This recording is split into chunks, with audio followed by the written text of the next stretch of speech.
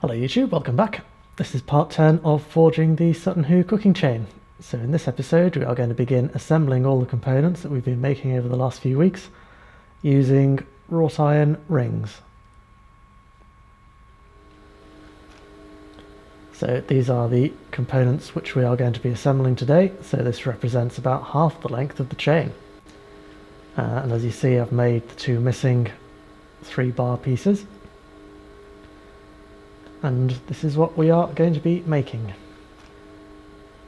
So to do these rings we're using wrought iron, like in the rest of the episodes. This has been sized down to 3/8 square, and I'm using 4 pieces of 180mm and 1 piece of 230mm long. So to start with, we are going to get a heat on the end, and we are going to do a chisel taper. And we're not going to bother narrowing it down, we're going to let it spread as wide as it wants to go. So this is wrought iron, so we're doing it reasonably warm. So when you've done the first one, go over to the other end and flip it round, because we want the flat ends of these to meet up.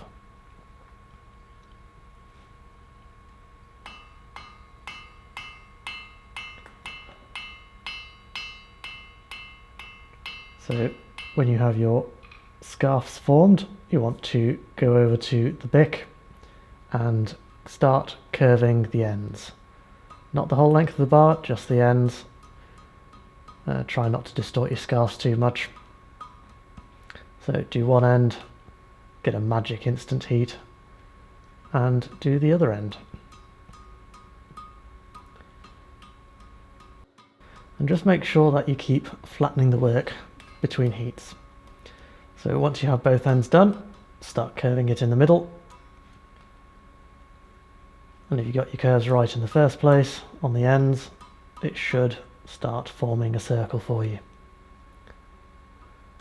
So make sure not to hit it directly above the bick, you want to hit it either side of the bick, and that'll save you distorting your metalwork. And just simply tease it into a circle. And then take a final heat and just get those scarfed bits, get them curved, because they'll still be straight. And continue until you have all of your rings, like so. So the first two components which we're going to assemble are the first element that we made and one of the composite bits. So hopefully your hole's big enough for the scarves to fit through. So the first thing we will do is we will take a heat on that. A slow heat so it doesn't overheat. And we will just close up that link.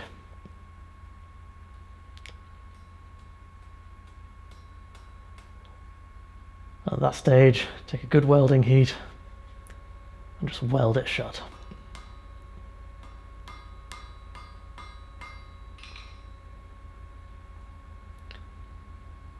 So I average 2 to 3 welding heats to close these links. You want to start off on the flat face of the anvil and then head over to a bick of some denomination and just forge down that radius and weld up the top part of the link as well. So I do the welding on the main bick, and then I'll actually head over to a smaller bick in order to shape the links after welding, because you will get a bit of distortion in that. So to shape it, I'm literally hitting where it's not round. We'll go into that in a bit more detail for the next link. But you want to thin it out where it's over thick. And basically make a link like so. So here's the first one gone in. So the next ring that we're going to put in is to join the chain and the bottom composite element. So thread these together. Again, this is the easiest part of the whole operation.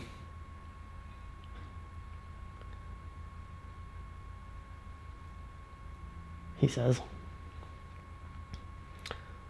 weld that up. So weld it horizontally first, then head over to the bick and weld it vertically. Now keep rotating it as you're welding it, because you don't want to end up with a thin bit where you've been banging it over the bick.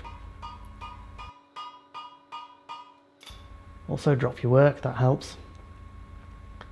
And then back over to the bick end, and you will see a little bit clearer here.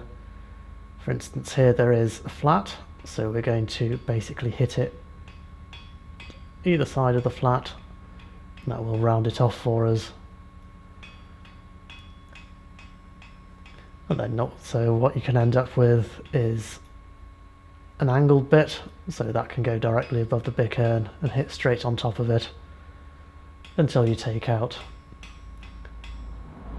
that sharp corner. I say sharp, it's not stupidly sharp. And then what I also like to do is occasionally, at a quite cold heat, just do some final shaping. So you can do this on the flat face of the anvil, you can do it over the bick end like I'm doing. Basically get it till you're reasonably satisfied with the roundness of it. And here's the second link. So the third link which we'll do is linking the first two and the next composite element. Now this is the slightly bigger ring, which was 230mm long, so this should be a bit easier because it will fit over the bicks a bit better. I don't know why they put a bigger ring in the middle. It could be purely decorative. Could be that it was modified at some point and a different blacksmith put that bigger ring in. It could be that it didn't fit, the smaller rings didn't fit between the elements, so they had to put a bigger ring on. Because I made these rings based on the dimensions of the original rings, and I was a bit worried about them not fitting, but they did. So with that in place, weld it horizontally, weld it vertically,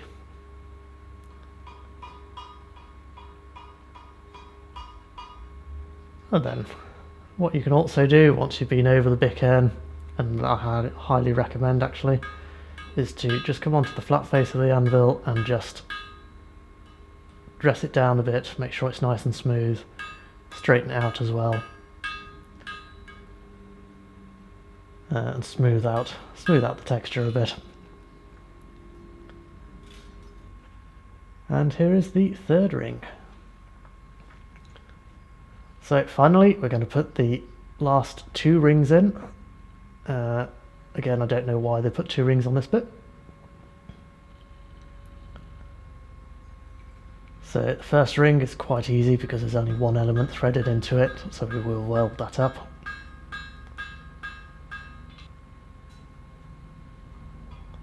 Hope none of you are getting bored with seeing the same type of welding, but we got 5 of these rings to do. So again, here you can see me quite clearly rotating it so I don't thin out the work over the weld area. And then you can see the distortion here quite clearly, so we're going to shape this. I'm putting quite firm, confident hammer blows in. You don't want to sit there tapping away at this, because you'll just end up with a bunch of hammer marks in your work, which you don't particularly want. Unless you're going for that rustic look, but I prefer a professional look. So with that first ring in, we will put in the second ring, and this is where life gets difficult because you now have the entire weight of the chain that you have to manhandle whilst welding. So here's the first weld, and I don't get much time to weld this because I spent so long faffing trying to pick the blessed thing up. So I think for the future assembly I will be hanging this from the ceiling and just guiding it into the fire. Which I will probably cover in the next episode. So dress that in. I think this ring here took more time than the previous 2 rings combined, just to get it welded and to get it dressed, mainly because I was fighting with the weight of the chain. So I have learnt my lesson from this, but nonetheless we ended up with 2 welded rings.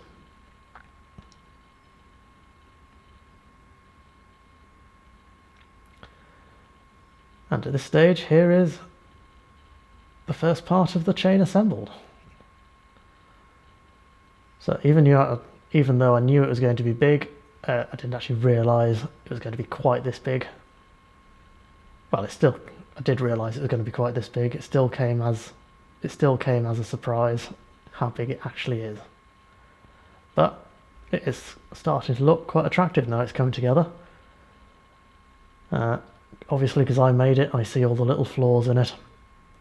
But it's quite surprising how when all these pieces come together, the flaws kind of disappear to some extent.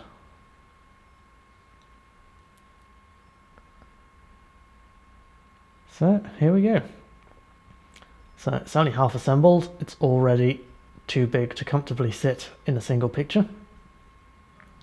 So God knows how I'm going to take final images of the final thing. But there we go. So thanks a lot for watching. If you enjoyed these videos, please leave a like or subscribe. If you do enjoy them quite a lot, please consider donating on Patreon. Every penny goes towards making these videos, and every penny does help quite a lot. Here's my current list of Patreon donors. Thanks a lot, you beautiful, beautiful people. And I will see you all on the next episode next week. Bye.